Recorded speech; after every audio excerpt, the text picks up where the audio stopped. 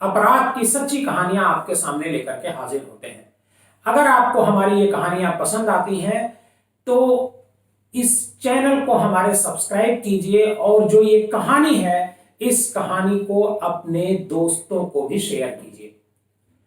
आज की जो कहानी है वो हरियाणा का एक कस्बा लगता है करनाल, वहां की है। और ये करनाल की ये जो अजीब मर्डर की कहानी है। इस कहानी में फेसबुक के जरिए एक दोस्ती होती है और दोस्ती के बाद जो एक मर्डर होता है वो मर्डर अजीबोगरीब तरीके से किया जाता है और कातिल अपने बचने के लिए इसमें जितने भी चालाकी हो सकती है वो करता है, लेकिन बावजूद इसके वो पकड़ लिया जाता है। कहानी को हम शुरू करते हैं। बात जो है 24 नवंबर 2022 की है। करनाल का एक गांव होता है, करनाल कस्बे के बगल का लगने वाला गांव है हरसिंहपुरा। इस गांव की एक 55 साल की महिला राजवंती अचानक गायब हो जाती है। पुलिस को ऐसी सूचना मिलती है कि वो गायब हो गई है और पुलिस राजवंती के गुमशुदगी की रिपोर्ट दर्ज करती है, लेकिन उसका कोई पता चलता नहीं है। पुलिस परेशान होती है, पुलिस घर वालों से भी पूछताछ करती है, मोहल्ले वालों से भी पूछताछ करती है, लेकिन राजवंती का पता नहीं चलता है। और जो घरौदा पुलिस है, घरौदा थाने की जो पुलिस होती है, वो जब घर वालों से पूछताछ करती है तो एक बात प्रकाश में आती है कि महिला की दिमागी हालत ठीक नहीं थी। इसकी वजह से लोग परेशान ज्यादा नहीं हो रहे हैं घर वाले, और वो कहां चली गई है इसकी कोई जानकारी नहीं है। घर वालों को भी ऐसा लगता है कि चूंकि दिमागी हालत ठीक नहीं है इसकी वजह से कहीं निकल करके वो चली गई होगी, हो सकता है आ भी जाए। लेकिन पुलिस के सामने एक मुकदमा चूंकि दर्ज हो चुका था गुमशुदगी का, तो पुलिस के पास इसका जांच करने के अलावा कोई रास्ता नहीं था। अब पुलिस इसकी जांच जो है सीआईए स्टाफ, एक विंग होती है वहां की हरियाणा की, उसको सौंप देती है। इसी बीच घरौदा थाने में के इसी गांव में हरसिंहपुर में एक घटना की सूचना और पुलिस को मिलती है। उसी दिन एक 25 साल की एक लड़की होती है अंतिमा, जिसका नाम होता है, उस लड़की की भी घर के भीतर जल करके मौत हो जाती है। ये दोनों घटनाएं एक ही दिन होती हैं। उसी दिन वो राजवंती गायब होती है 24 नवंबर 2022 को, और उसी रोज एक और घटना होती है जिसमें अंतिमा नाम की एक लड़की होती है 25 साल की। वो जब उसके घर में कोई होता नहीं है उसी दौरान वो घर में जली पाई जाती है और इतना बुरी तरह से वो जल जाती है कि उसका शरीर भी पहचाना नहीं जाता है, चेहरा भी पहचाना नहीं जाता है। लेकिन अंतिमा के जो घर वाले हैं वो कहते हैं कि नहीं, ये हमारी बेटी अंतिमा ही है, और उसका दाह संस्कार कर दिया जाता है। बताया गया कि अंतिमा की मौत जो है करंट उसको लगा और उससे झुलसने की वजह से हुई। यह वारदात उस समय हुई जब अंतिमा के घर वाले बाहर थे, कहीं गए हुए थे, और जब वो लौट करके घर वापस आए तो उन्होंने बेटी का लाश अपने घर में देखी। उसके बाद से वो सन्न रहे हो गए और पता करने लगे कि भाई आखिर उनकी बेटी की मौत कैसे हुई। इधर पुलिस के सामने एक ही गांव की दो घटनाएं हो गई। एक लड़की की मौत हो गई, दूसरी एक 55 साल की महिला गायब हो गई। जो सीआईए स्टाफ टीम है, इस टीम ने यह तय किया कि दोनों घटनाओं को एक ही विवेचक दोनों घटनाओं की विवेचना करेंगे। पुलिस अंतिमा की जो मौत होती है उसे हादसा मानती है, क्योंकि बिजली का करंट लगा, जैसा उसके घर वालों ने बताया, मोहल्ले वालों ने बताया, और उसकी जलकर मौत हो गई। इस वजह से इसकी कोई जांच वैसे तो नहीं होनी थी, लेकिन पुलिस ने तय किया कि इसकी थोड़ी पड़ताल की जाए कि भाई आखिर अंतिमा इस तरीके से घर के भीतर जल करके मर गई और किसी को पता नहीं चला। पता तब चला जब उसके घर वाले वापस लौट करके आए।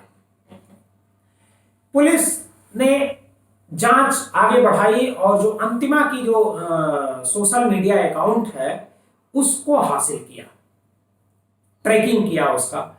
तो उसे एक चौंकाने वाली बात पता चली कि जो अंतिमा का सोशल मीडिया अकाउंट है वो एक्टिव है। अब पुलिस के सामने यह सवाल था कि आखिर अगर अंतिमा की मौत हो गई है तो उसका सोशल मीडिया अकाउंट एक्टिव कैसे चल रहा है। जब पुलिस ने लोकेशन ट्रैक की तो पता चला कि उसकी लोकेशन उत्तर प्रदेश के शामली में दिख रही है। पुलिस को चौंकना स्वाभाविक था। पुलिस की जो टीम होती है, सीआईए स्टाफ की एक जो टीम है, वो शामली में जाकर के दबिश दी जहां पर उसका लोकेशन ट्रेस हो रहा था। जब सीआईए स्टाफ की टीम वहां पहुंचती है तो उस घर पर, तो पुलिस जब घर के भीतर जाती है तो वहां पर जब लोगों से पूछताछ करती है तो पता चलता है कि वहां पर जो अंतिमा, जिसकी 4 महीने पहले मौत हो गई थी घर के भीतर जल करके शॉर्ट सर्किट की वजह से, वो अंतिमा वहां पर मौजूद थी। अब पुलिस अंतिमा से पूछताछ शुरू करती है और जब अंतिमा से पूछताछ शुरू करती है तो जो अंतिमा जो कहानी बताती है वो बेहद चौंकाने वाली होती है, बेहद खौफनाक कहानी वो बताती है। अंतिमा ने बताया कि उसका शामली के एक लड़के के साथ फेसबुक के जरिए अफेयर हो गया था। जब उसने अपने इस रिश्ते की बात अपने घर वालों को बताई तो घर वाले उसकी शादी के लिए तैयार नहीं हुए। अंतिमा को ऐसा लगता था कि वो अपने दोस्त जिसके साथ उसका प्यार हुआ है उसी के साथ वो जीवन गुजारना चाहती थी और इसी वजह से उसने एक खौफनाक प्लानिंग तैयार की। उसने योजना बनाई जो पड़ोस में रहने वाली राजवंती को मारने की। हुआ ये कि राजवंती पहले से ही थोड़ा दिमागी हालत उसकी ठीक नहीं हुआ करती थी। इसकी वजह से घर के लोग उसे अक्सर ही मतलब छोड़ दिया करते थे। घर से वो बाहर ही रहती थी, कभी इनके घर कभी उनके घर, कभी उस पर कोई बंदिश नहीं लगाई गई क्योंकि उसकी दिमागी हालत ठीक नहीं थी। अंतिमा को एक योजना समझ में आई कि अगर वो अपने मौत की सूचना मोहल्ले वालों को और घर वालों को फैला दे तो वो अपने प्रेमी के साथ शादी कर सकती है और जाकर के उसके साथ रह सकती है। इसके लिए उसे एक लड़की की तलाश थी। उसने इसके लिए जो राजवंती है, राजवंती का चयन किया और 24 नवंबर को उसके जो घर वाले होते हैं वो कहीं बाहर गए हुए होते हैं। उसी दौरान राजवंती को अंतिमा बुलाती है अपने घर पर और पहले उसे नींद की गोली एक पानी में मिला करके देती है और नींद की गोली खाने के बाद जो राजवंती होती है वो बेहोश हो जाती है और जब वो बेहोश हो जाती है उसके बाद उसका जो गला है वो राजवंती घोंट देती है, मतलब गला दबा करके उसकी हत्या कर देती है। गला दबाने के करके हत्या करने के बाद राजवंती उसे सबसे पहले उसका जो कपड़ा होता है वो निकालती है और अपने जो कपड़े होते हैं वो उसे पहना देती है और पहनाने के बाद उसे जो करंट होता है, बिजली का करंट होता है, उसके जरिए उसको शॉक दिया जाता है और उससे उसके शरीर में आग लगाई जाती है, मतलब जल जाती है वो। और जलने के बाद इस हालत में जलती है कि कोई उसे पहचान नहीं सकता है।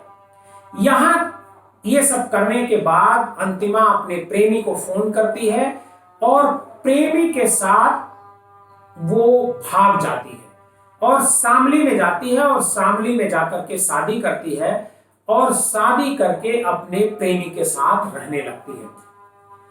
लेकिन जब ये बात, इस बात का खुलासा हुआ, पुलिस ने खुलासा किया तो उसके जो घर वाले होते हैं वो भी चौंक जाते हैं और गांव वाले भी चौंक जाते हैं कि एक ऐसा मर्डर, अपने प्रेमी को पाने के लिए एक लड़की अपने पड़ोसी की लड़की का मर्डर करती है और खुद वहां से फरार हो जाती है और अपने मौत की एक कहानी गढ़ती है। पुलिस ने जो अंतिमा होती है उसको गिरफ्तार करके जेल भेज दिया। आपको हमारी ये कहानी कैसी लगी हमें कमेंट बॉक्स में जाकर जरूर बताइएगा।